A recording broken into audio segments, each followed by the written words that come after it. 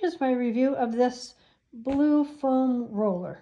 I use this frequently for myself and my patients.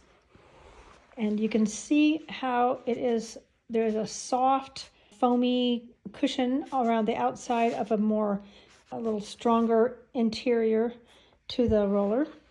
And I'll put my foot on it so you can see it sinks in a bit, but it doesn't collapse it by any means. It's nice and firm without being aggressive or rude to your back or whatever it is you're rolling out.